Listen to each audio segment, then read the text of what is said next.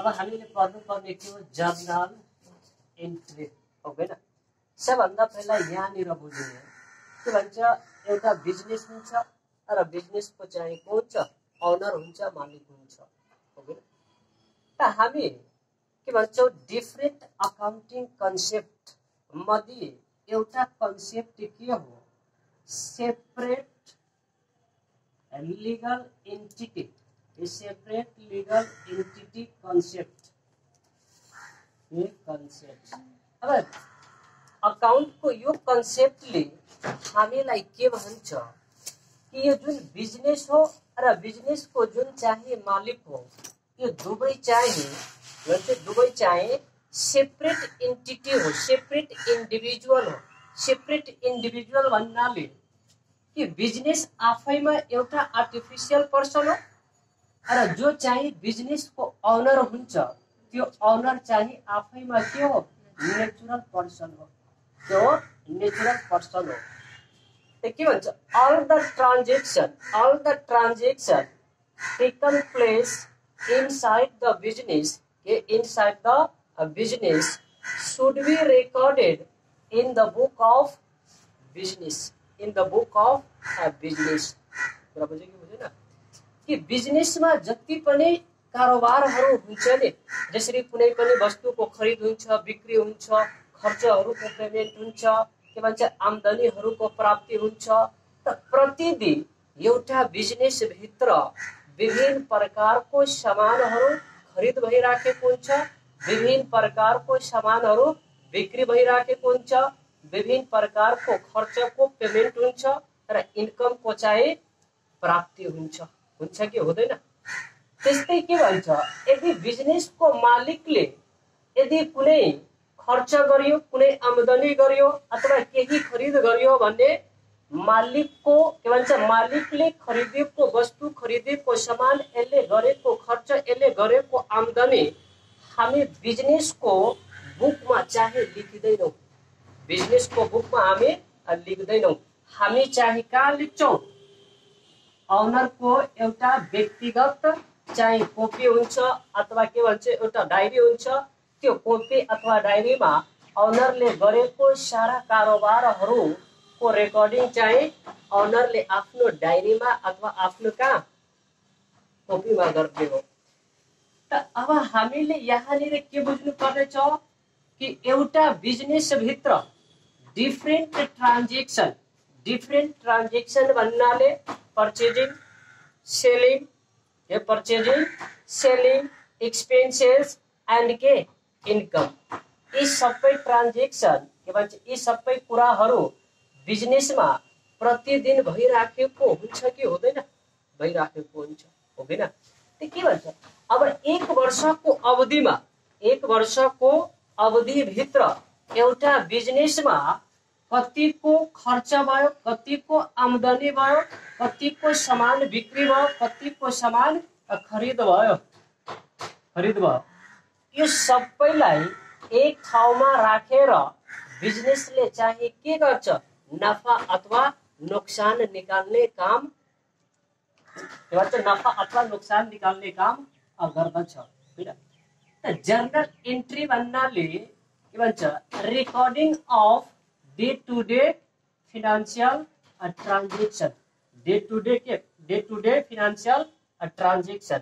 त day to day financial transaction भन्नाले हामी के बुझ्छौं कि एउटा बिजनेस भित्र पैसाले भएको कारोबारहरूलाई हामी कुन कारोबार भन्छौं फिनान्शियल ट्रान्जेक्सन भन्छौं र यी सबै फिनान्शियल ट्रान्जेक्सनलाई बिजनेसले प्रतिदिन एउटा रजिस्टरमा अथवा एउटा कपीमा अथवा कम्प्युटरमा चाहिँ के गर्नुपर्ने हो एन्ट्री गरेर राख्नु पर्ने हुन्छ जसलाई हामी के भन्छौं जर्नल एन्ट्री भन्छौं। यदि तिमीलाई तिम्रो यदि कुनै बिजनेस हो भने तिमी बिजनेसमा हेर्छौ बिजनेसको मालिकले एउटा पेपर राखेको हुन्छ अब मानु 20 रुपैयाँको सामान बेच्यो त 20 रुपैयाँ लेखिन्छ 100 को सामान बेच्यो त 100 रुपैयाँ लेख्छ 500 को सामान बेच्यो त 500 रुपैयाँ लेख्छ 400 को सामान बेच्यो त 400 को सामान लेख्यो। अनि कि दोकान बिजनेस खोलेदेखि भन्छ बिजनेस खोल्ने बेलादेखि लिएर बन्द गर्ने बेलासम्म जति पनि खरिद बिक्री हुन्छ नि त्यो सबै खरिद बिक्रीलाई बिजनेसम्यानले के गर्छ, एउटा पेपरमा लेख्छ अथवा एउटा कपी राखेको हुन्छ। प्रतिदिन बिजनेसमा भएको खरिद बिक्री खर्च आम्दानीहरूलाई त्यसले के गर्छ, रेकर्ड गरेर राख्छ, जसलाई हामी के भन्छौँ, जर्नल एन्ट्री भन्छौँ। जर्नल एन्ट्री भन्नाले हामी के बुझ्छौँ कि recording of day to day financial transaction of any business। अब यहाँ बुझ्यो, अब के भन्छ, जर्नल गर्नुभन्दा अगाडि हामीलाई यो नियमहरू चाहिँ बुझ्नु पर्यो। Debit what comes in, credit what goes out. यो चाहिँ कुन अकाउन्ट भइसक्यो, रियल अकाउन्ट, रियल अकाउन्ट। अब यहाँ बुझ्ने, रियल अकाउन्ट केसँग सम्बन्धित हुन्छ, real account related with asset, related with asset, सम्पत्तिसँग सम्बन्धित खातालाई हामी कुन खाता भन्छौँ, रियल अकाउन्ट भन्छौँ। त सम्पत्ति भन्नाले हामी के बुझ्छौँ, cash, plant and machinery, closing stock अथवा के इन्भेन्ट्री, मेसिनरी, इक्विपमेन्ट, त्यसपछि के भेहिकल्स, यो सबै चाहिँ के भइसक्यो, रियल अकाउन्ट भइसक्यो। ल्यान्ड एन्ड बिल्डिङ, यो सबै के भइसक्यो, real account. Real account related with and asset, सम्पत्तिसँग सम्बन्धित खातालाई हामी कुन खाता भन्छौँ, रियल अकाउन्ट भन्छौँ। के भन्छौँ, रियल अकाउन्ट। अब रियल अकाउन्टको नियमले के भनिरहेछ हामीलाई कि डेबिट वाट कम्स इन। अब यहाँ बुझ्ने, वाट कम्स इन भन्नाले बिजनेस भित्र, के बिजनेस भित्र यदि कुनै सम्पत्ति आउँछ भने त्यो सम्पत्तिलाई हामीले के गर्नुपर्ने हो, डेबिट गर्नुपर्ने हो। यदि बिजनेसबाट कुनै सम्पत्ति बाहिर जान्छ भने त्यो सम्पत्तिलाई हामीले के गर्नुपर्ने हो, क्रेडिट गर्नुपर्ने हो। त कसरी, त यहाँ बुझ्ने, कसरी भनौँ, यो एबिसी एउटा के छ, बिजनेस छ। एबिसी के हो, एउटा बिजनेस हो। अब यो एबिसी बिजनेसले एउटा भेहिकल्स पर्चेज गर्यो, के भन्छ, भेहिकल्स पर्चेज अन के क्यास अफ ₹5 लाख, कतिको, 5 लाखको। अब पर्चेज भनेको खरिद गर्नु, के खरिद गरियो, भेहिकल्स। भेहिकल्स चाहिँ के भयो, कुन भेहिकल्स के भयो, एसेट भयो। एसेट छ भने यो कुन अकाउन्ट भइसक्यो, रियल अकाउन्ट हो कि न। अब एबिसी बिजनेसले के खरिद गरेको, भेहिकल्स खरिद गरेको, कतिको, 5 लाख मूल्य बराबरको हो कि न। त एबिसी बिजनेसलाई के आयो त, पैसा, भेहिकल्स आयो, क्या हो, भेहिकल्स आयो। त भेहिकल्स चाहिँ के हो, एसेट हो, र यो चाहिँ रियल अकाउन्ट छ। त अब यो रियल अकाउन्टले हामीलाई के भनिरहेछ, debit what comes in, business भित्र के आयो, के भित्रियो, बिजनेस भित्र भेहिकल्स आयो। त भेहिकल्सलाई हामीले के गर्नु पर्यो, डेबिट, भेहिकल्स अकाउन्ट के डिआर, कुरा बुझिहाल्नु है, ठिक छ। अब के भन्छ, एबिसी बिजनेसबाट बाहिर के गयो त, क्यास गयो। त क्यास पनि के छ, रियल अकाउन्ट छ। क्यास पनि के हो, रियल, किनभने क्यास पनि के छ, सम्पत्ति छ, के हो, सम्पत्ति हो। त बिजनेसबाट बाहिर के गइसक्यो, क्यास गइसक्यो, र यो क्यास चाहिँ के हो, सम्पत्ति हो। के भन्छ, सम्पत्ति हो, र सम्पत्ति हुन्छ भने कुन अकाउन्ट हुन्छ, रियल अकाउन्ट हुन्छ। र रियल अकाउन्टको नियमले के भनिरहेको, क्रेडिट वाट गोज आउट। त बिजनेसबाट के आउट भइसक्यो, क्यास। त टो के क्यास अकाउन्ट, टु के क्यास अकाउन्ट। रियल अकाउन्टको debit what comes in, credit what goes out, बुझ्यो कि बुझेन, ठिक छ। अब अगाडि, अब दोस्रो नम्बरमा के छ, debit the receiver, credit the giver. यो चाहिँ कुन अकाउन्ट भइसक्यो, पर्सनल अकाउन्ट, के पर्सनल अकाउंट। त पर्सनल अकाउंट के सँग रिलेटेड हुन्छ? Related with natural and artificial person. Natural and के आर्टिफिशियल पर्सन। नेचुरल पर्सन भित्र को पर्छ? हामी तिमी जस्ता मान्छेहरू, जसरी राम भयो, श्याम भयो, सीता भयो, के भन्छ सीता, गीता, हो गएन? अब यो सबै के भयो? नेचुरल पर्सन भयो। अब चाहिँ के भन्छ? नेम अफ अर्गनाइजेसन अथवा नेम अफ के बिजनेस। कुनै पनि बिजनेस, कुनै पनि अर्गनाइजेसनलाई पनि हामी के भन्छौँ? पर्सनल अकाउन्ट भन्छौँ। जसरी के भन्छ? एबीसी कंपनी लिमिटेड, यसरी Surya Nepal, Surya Nepal private limited, Jagdamba steel factory. यो सबै के भयो? आर्टिफिशियल पर्सन भइसक्यो। यो सबै के भइसक्यो? Artificial person. आर्टिफिशियल पर्सन भन्नाले हामी के बुझ्छौँ? कुनै पनि संस्थाको नाम, कुनै पनि बिजनेसको नाम।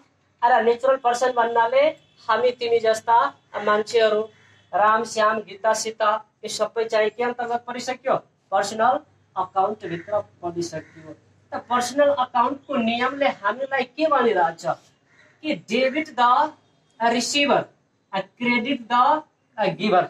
Debit the receiver, credit the giver. जसरी यहाँ एउटा एक्जाम्पल बुझ्ने के भन्छ? Goods sold to mister X of ₹5,000। कति? मिस्टर एक्स अफ रुपीज कति? 5,000। अब goods sold to mister X, त मिस्टर एक्स के भइसक्यो? Name of person. Name of person भयो कि भएन? Name of person. अब अरे गुड्स भनेको के भइसक्यो? एसेट। के भइसक्यो? एसेट। यो क्वेशनमा कतिवटा अकाउन्ट इन्भल्भ भयो? के भन्छ? कतिवटा अकाउन्ट इन्भल्भ भयो? दुईटा, एउटा रियल र एउटा चाहिँ के पर्सनल। के पर्सनल।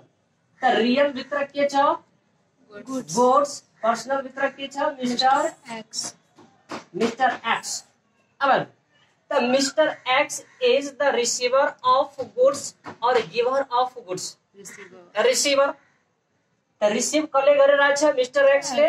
मिस्टर एक्स चाहिँ के हो? पर्सनल अकाउन्ट हो। त पर्सनल अकाउन्टको नियमले हामीलाई भनिरहेछ डेबिट द रिसिभर। त रिसिभ गर्ने मान्छेलाई हामीले के गर्नु पर्यो? डेबिट गर्नु पर्यो। त मिस्टर एक्स अकाउन्ट के डीआर। मिस्टर एक्स अकाउंट के DR. Mister X account DR. अब गुड्स इज कमिंग और गुड्स इज आउट गोइंग। तो goods is real account. The real account ले हामीलाई के भन्छ? Debit what comes in, credit what goes out. त बिजनेसबाट के गइराखेको बाहिर? गुड्स। त हामी यहाँ के लेख्छौँ? To sales. गुड्स को ठाउँमा सोल्ड छ भने के लेख्ने हो? टु सेल्स लेख्ने हो। मैले तिमीलाई द रिसिभर र के भन्छ द गिभर को अर्थ बतलाइराखेको है। यो जनरल बतलाइराखेको हैन, यसको अर्थ बतलाइराखेको। यो कुरा बुझ्यो कि बुझेन? अब अर्को चाहिँ के छ? Nominal account. यसलाई हामी कुन अकाउन्ट भन्छौँ? Nominal account. नोमिनल अकाउन्ट चाहिँ केसँग रिलेटेड हुन्छ? एक्सपेन्सेस, लसेस एंड इनकम और के प्रॉफिट। और के प्रॉफिट। अब एक्सपेन्सेस र लसेस, इनकम एंड के गेन। त एक्सपेन्सेस भन्नाले के? रेंट पेड, के रेंट पेड, सैलरी पेड, के सैलरी पेड, के भन्छ रेंट रिसीव्ड, के रेंट रिसीव्ड, इंटरेस्ट रिसीव्ड, के इंटरेस्ट रिसीव्ड। सबै के भइसक्यो? एक्सपेन्सेस एंड इनकम भयो कि भएन? एक्सपेन्सेस एंड के भइसक्यो? इनकम भइसक्यो। अब loss on sale of plant, loss on sale of के प्लान्ट, लस भइसक्यो। गेन अन सेल अफ के प्लान्ट और एनी के भन्छ एनी एसेट। कुनै सम्पत्ति तिमी बेच्यो, त्यो सम्पत्तिमा तिमीलाई घाटा भयो, त्यो के भइसक्यो? लस भइसक्यो। कुनै सम्पत्ति तिमीले बेच्यो, त्यसमाथि तिमीलाई आम्दानी भइसक्यो, त्यो के भइसक्यो? प्रॉफिट भइसक्यो। यो सबै केसँग? यो सबै के भयो? नोमिनल अकाउन्ट भयो कि भएन? यो सबै के भइसक्यो? नोमिनल अकाउन्ट भइसक्यो। नोमिनल अकाउंट केसँग रिलेटेड भयो? एक्सपेन्स, लसेस, इन्कम अनि के प्रॉफिट अथवा गेन। ओके न? नोमिनल अकाउंट को नियमले तिमीलाई के भनिरहेछ कि debit all expenses and losses. कि बिजनेसमा के भन्छ, बिजनेसमा यदि कुनै प्रकारको खर्च हुन्छ अथवा बिजनेसमा कुनै प्रकारको घाटा हुन्छ त त्यो खर्चलाई, त्यो घाटालाई बिजनेसले के गर्नु पर्यो? डेबिट गर्नु पर्यो। कुरा बुझेको बुझेन? अरे के भन्छ, यदि बिजनेसमा केही आम्दानी हुन्छ अथवा केही फाइदा हुन्छ त त्यसलाई बिजनेसले के गर्नु पर्यो? क्रेडिट गर्नु पर्यो। त कसरी? त यहाँनिर एउटा एक्जाम्पल बुझ्ने। जसरी मानव rent paid of ₹10,000, rent paid of rupees how much? 10,000। अब यहाँ पेड मीन्स एक्सपेन्स।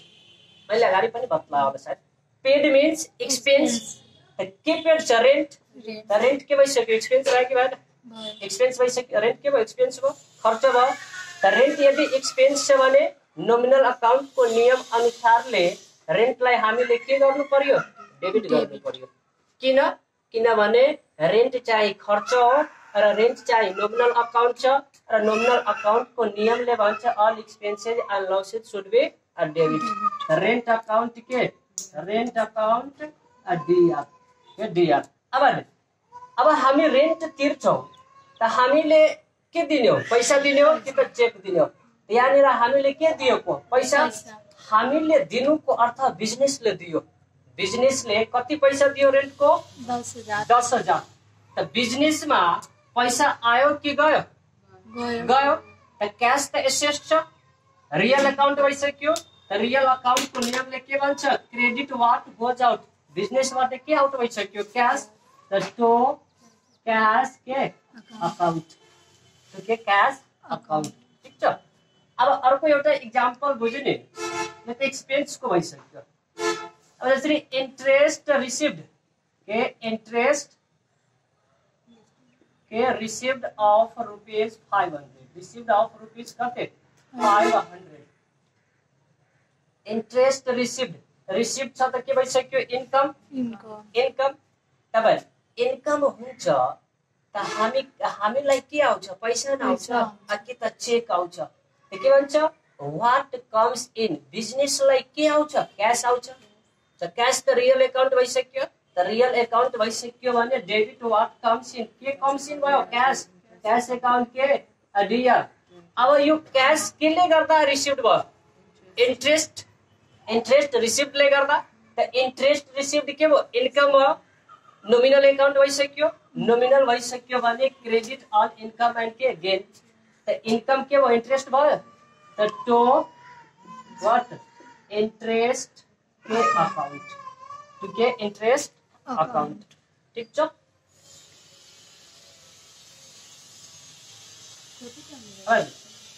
यो नियम भइसक्यो तिमीलाई, यो जर्नल इन्ट्रीको यो नियम भइसक्यो के को आधारमा? अन द बेसिस अफ अकाउन्टको आधारमा।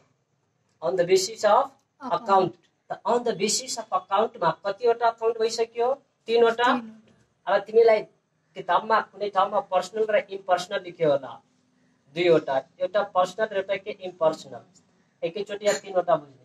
रियल अकाउन्ट, पर्सनल अकाउन्ट अनि के nominal account. Real account related with asset, land building, machinery, plant equipment, cash, inventory, सबै के भयो? के भइसक्यो? रियल अकाउन्ट भइसक्यो।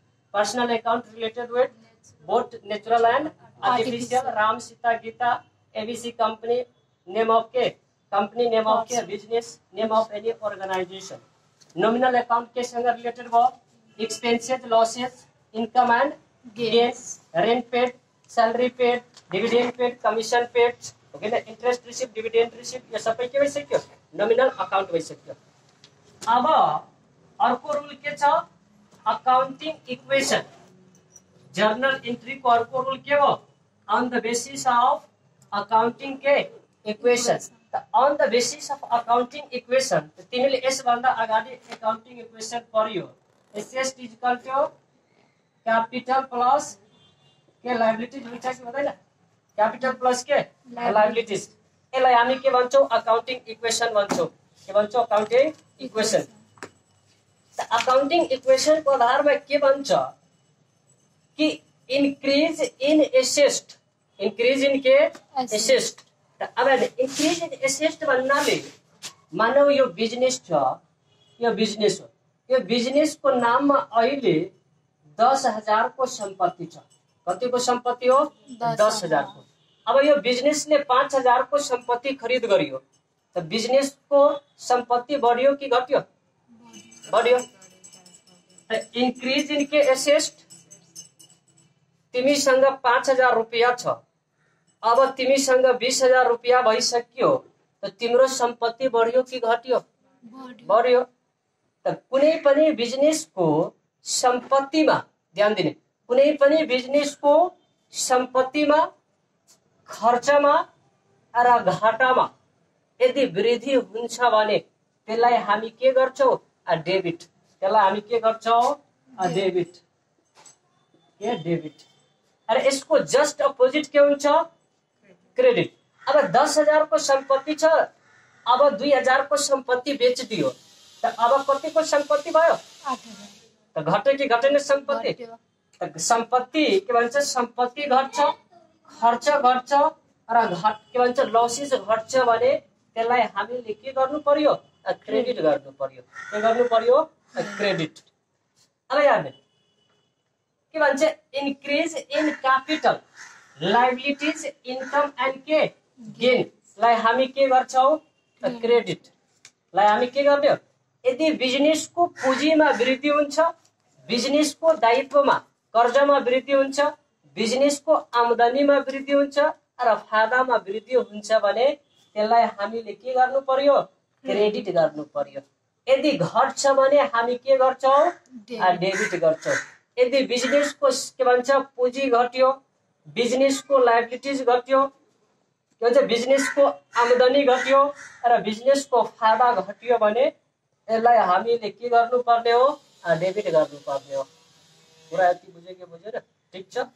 अब भोलि मैले तिमीलाई एक एक कोठाको जर्नल इन्ट्री बतलाउँदै जान्छु र त्यहाँबाट अझै कुरा हामी बुझ्छौँ। यतिसम्म कुरा बुझ्यो कि बुझेन? यतिसम्म बुझ्यो? ल आज 13 बुझ्यो, फेरि भोलि मैले कुरा गर्छु।